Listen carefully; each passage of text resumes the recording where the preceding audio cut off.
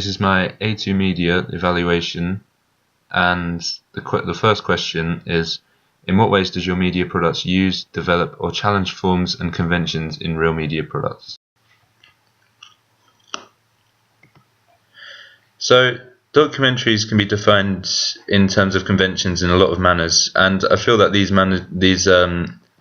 many ways are sort of defined in this website here, which has been helpful to me throughout the whole process, really.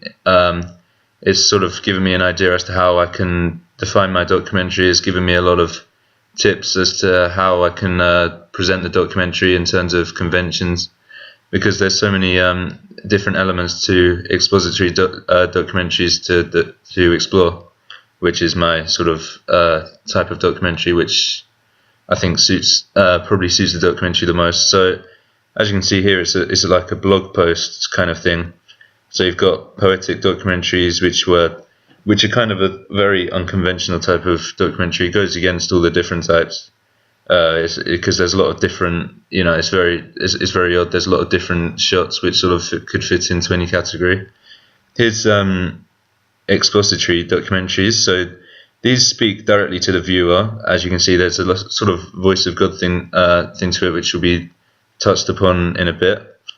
Observational documentaries, bit just here, you can link that to maybe even Big Brother or something, because it's sort of filming the activities of people and not really paying too much, not really given too much of an intervention sort of thing. A bit like Benefit Street, even you could argue, because Benefit Street is sort of focused on a group of people, and it doesn't, the filmmakers don't look to sort of influence this sort of activities going on. They look to sort of just observe and let them get on with their own lives, and just give an idea of what their lives are like by doing this. Furthermore, participatory documentaries, these can be likened to sort of Louis Theroux type of things, in the fact that the filmmaker doesn't really, the filmmaker looks to try and intrude a bit more on the activities being seen.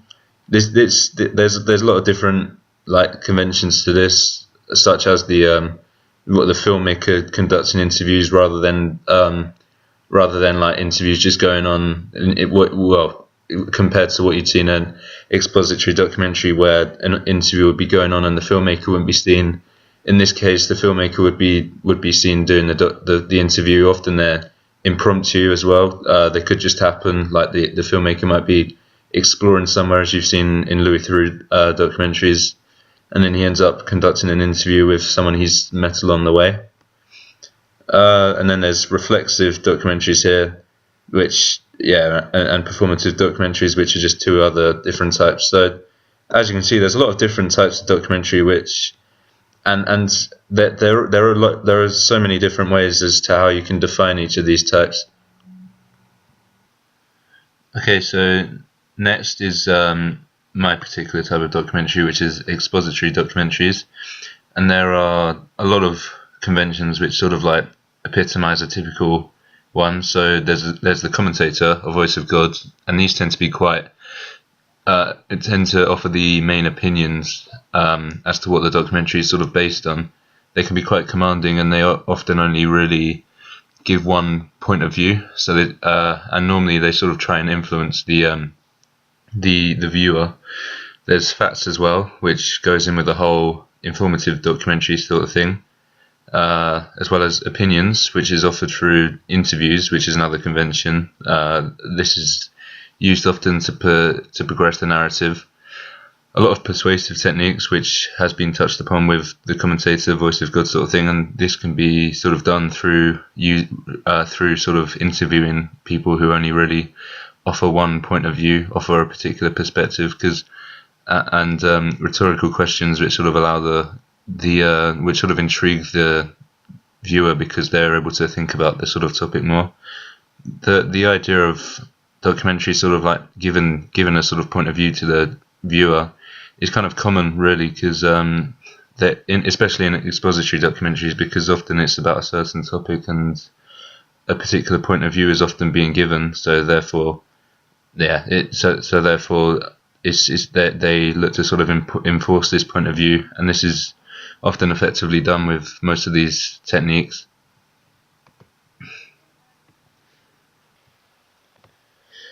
So here's a few examples of how these conventions are used in my documentary, as well as examples as to how they are challenged or developed.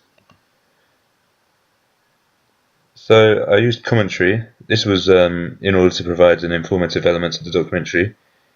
It is used to speak specifically to address the audience. Therefore, this helps to allow the documentary to appeal to the audience, because it kind of gives an intriguing element to it when the audience know that it's them being addressed, and they I think they kind of enjoy that sort of thing, being told about a sort of a topic they don't particularly know too much about. And here's an example of commentary being used in my documentary. In recent years, it has become apparent to us that doping remains very much rife within sport. This has become apparent through several forms, such as the Lance Armstrong scandal, as well as the Eufemiano Fuentes case.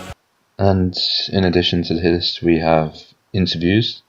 These are used in order to further the informative aspects of the documentary, so different perspectives from different individuals allow for sort of further facts and points to be developed on, which helps the whole informative cause of the documentary. Further conventional elements are touched upon, such as using text in order to give an introduction to the individuals being interviewed throughout the text. So this sort of fits in with the whole opinion convention, due to how different perspectives are being offered through the usage of interviews. And here's an example of an interview in my documentary. No. Probably not, considering if you look at the impact it can have, it's not worth it. No, definitely not. It's just cheating, and I don't know why you'd want to do that. So furthermore, the archived footage is also a convention that's been used. This has been used in order to sort of progress the narrative, and this is sort of all the archived footage always relates to the commentary. Obviously, because if you were to place archived footage next to some commentary which has nothing to do with it, it would just seem a bit odd. So, and it also gives a visual element to the audience, which appeals more, because if you're going to put this documentary up and strongly stress the importance of commentary, it'll probably be quite boring. So it's important to have some visual effect and a visual element to it, and this has been done through archive footage. It's a typical convention for sporting documentaries, because sporting activities are pretty helpful for this sort of thing, because they are often very cinematic and there's a lot of drama, and they fit in with the whole convention pretty well. So the usage of archive footage was fairly easy to gain through filming and using things on the internet, which relate to the topic well. And yeah, that's another conventional feature of the whole documentary. Yeah. In an age where young talent is demanded worldwide, how much is doping having a detrimental effect on the chances of young people getting through the ranks? So, an example of conventions that are not used. There's not a heavy emphasis on factual aspects, and this in the respect that I wouldn't say during the commentary, like, I don't know, there was a report saying 90% of Russian athletes dope. It's mainly been, I'm mainly focusing on the sort of impact doping is having, rather than the sort of factual aspects. And in expository documentaries, this is pretty uncommon, because often expository documentaries like to focus on the facts, historical context of and sort of things, and this isn't particularly something that is widely adopted to expository documentaries. So I thought this could be something that potentially, I didn't think it was something that was required really, but a lot of criticism has been aimed towards this sort of thing, because a lot of people who have watched the documentary have not really gained much information, much more of a knowledge in terms of doping over the course of the 5 minutes, which a lot of them have sort of turned up to, have actually watched it to do, and they're mainly just gaining an idea of what the impact is, which for some isn't helpful, but for some it can be interesting. So this is a convention that hasn't been used. A convention that's been developed on in the documentary, I think that the whole expository type of role. I mean, I think the whole, when I was saying about how different types of documentary define the conventions, I think that this has been seen to change in the past. I think that in recent years we're starting to see a change in how documentaries are produced. This is shown, for example, in Michael Moore and Louis Theroux types of documentary, where they adopt expository types of conventions by using archived footage, voiceovers. Especially in Michael Moore films, you might see this, and they've also looked to make it quite personal. So the filmmaker might be walking around. They would film the filmmaker doing his activities, trying to gain more of a knowledge on what they are focusing on by just exploring. And this adds more of a sort of a visual cinematic element to the documentary, and I think this has been done to an extent in my documentary, which is an argument for conventions being developed within the documentary, because there, as you'll see in this upcoming strand of footage, you'll see that there's a sort of element where I like to make the documentary quite personal. I don't really look to focus on doping. There's a focus on the filmmaker, which is pretty different in terms of when you look at a hardcore sort of expository film. Normally, it's just a commentary over a lot of archived images and a lot of facts being offered and a lot of interviews. And this is something that I was aiming for, but I thought in order to make it more intriguing for an audience of a BBC4 or Channel 4 demographic, this sort of thing would need to be included. And I thought it would be important in order to add an aspect like this, in order to make it more interesting, because this is the type of filmmaking that is becoming very popular now. Like millions of other people, sport has played an extensive role in my life, whether enjoying it as an activity or craving the masses of coverage that has become available to a modern audience. But it must be asked, is this obsession tainted by the harsh realities of doping? Or must we conform to the notion that whilst the situation may not be ideal, it is simply something that plays a role in making sport as popular as it is? And you'll see the footage here. So in terms of print advert conventions, there's normally it's small text in order to add emphasis on the large image, which is the focal point of the actual print ad. There's a lot of emphasis on the logo, the institution logo. So in my case, this would be the BBC4 logo that's being used. And there's also connotations of the subjects that's being focused on. This is mainly seen through the through the image. They're not strong connotations. They don't make it completely obvious, as you'll see through a lot of Channel 4 sort of productions. There's also scheduling information, so what time it's going to be on, when it's going to be on, etc. And also a strong emphasis on the title. So the title will be made to look quite bold in comparison to the small text, which makes it sort of stand out more, which enforces the brand identity.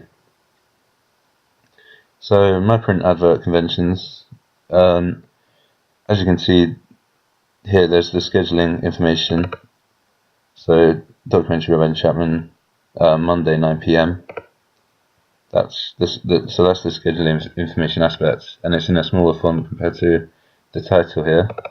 So the title is powerful due to the nature of the size and the colour fits in with the colours used in aspects such as the logo font. So that's shown here through the BBC4 logo. It's sort of the same kind of font, white. Yeah, and it sort of like fits in with that. So the BBC4 logo contrasts, and the BBC4 logo is quite powerful because it contrasts with the background image, which allows it to stand out more, and there is therefore more emphasis on brand identity. And I feel that, yeah, the whole thing about pushing the boundaries and BBC4, the whole text being similar, enforces the brand identity a bit more, because it needs to be sort of common throughout. Because if you've got a different sort of title compared to the compared to the logo, then it looks a bit disjointed and just odd. Yeah. So the image being used is evidently the focal point of the advert, because that's what you see in, and it has connotations of the subject because of the negative perception on cycling, mainly due to its tarnished history surrounding drug usage. So I'm mainly aiming the audience at those who are big fans of sport, and big fans of sport who enjoy sports like cycling will see this image of cyclists going past, zooming past as well. So it's got a faded sort of feature to it, as they're going so fast, pushing the boundaries as well. Mainly, you gain a sense that it's not about pushing the limit, etc. It's mainly about like pushing the boundaries. So that's pushing the sort of, well, the borders, if you like, that what going past what you're allowed to do. And you think that would be to do with doping, given how the sort of whole message of cycling has been used. I think that a unique element of the print advert is the usage of social networking websites.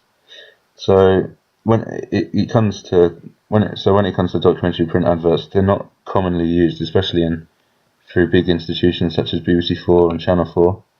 And you could argue that because of this, it's adding a more personal element to the documentary.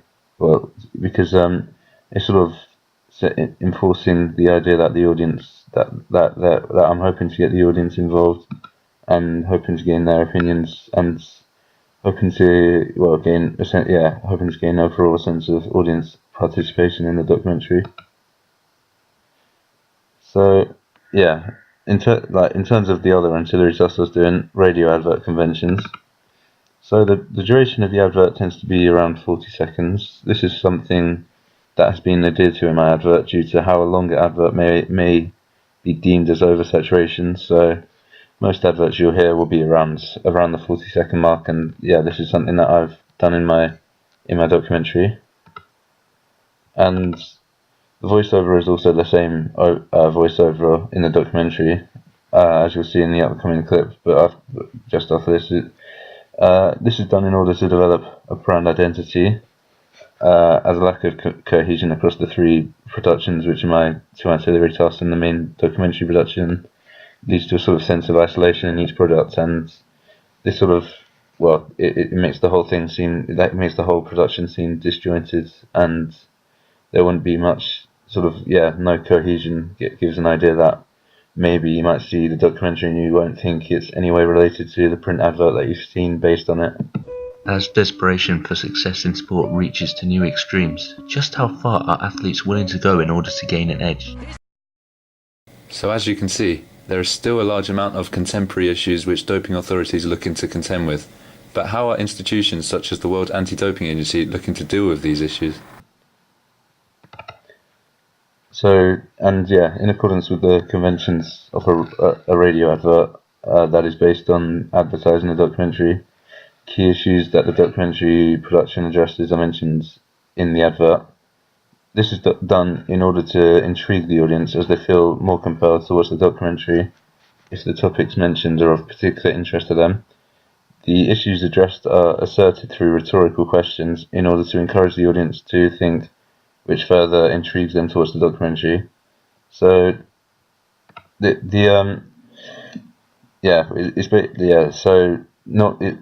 mainly the main convention really is just the fact that it's advertising a documentary, and this is done through giving an idea of key issues, and this has been done in my radio advert through using rhetorical questions and listing effects which have given the audience an idea as to what sort of features are focused on in the documentary, which sort of intrigues the audience more.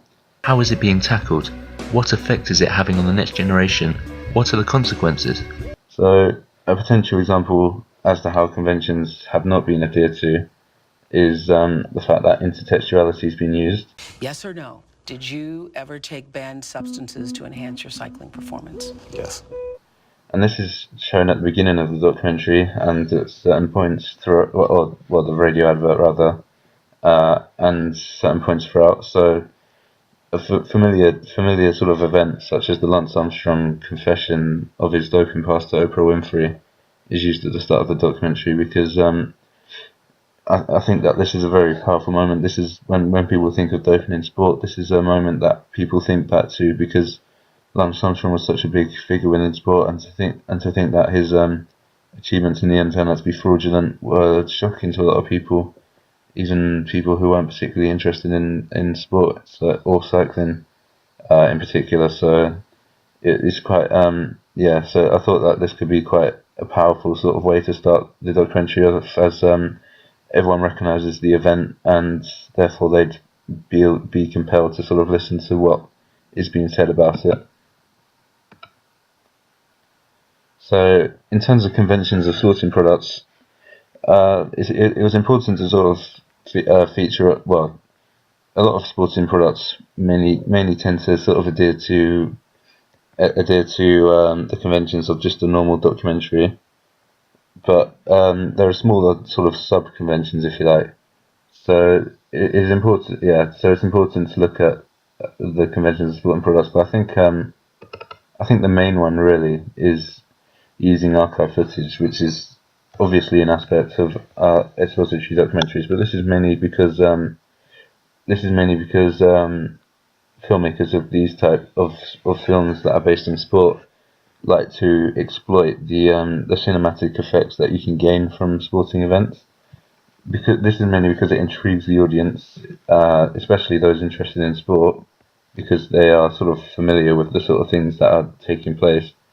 And a lot of archive footage, I think, makes it a lot more interesting due to how the audience feel a lot more intrigued by archive footage rather than interviews throughout.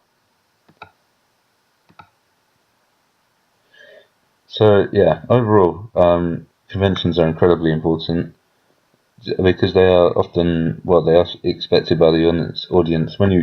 When someone goes to watch a documentary, they expect certain fundamental characteristics, and if they're not seeing them, then they sort of deem the documentary to be ineffectual. And often signs of uniqueness have to be sort of developed alongside the convention, alongside existing conventions, because a failure to adhere to any conventions sort of may alienate the audience.